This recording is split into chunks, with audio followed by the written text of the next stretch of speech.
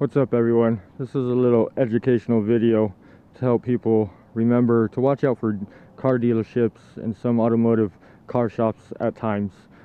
Sometimes they can take advantage of you. This is my boss's Mini Cooper.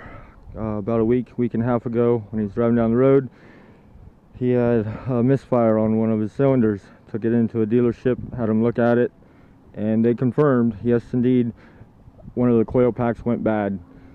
They quoted him $1,200 to replace the coil packs.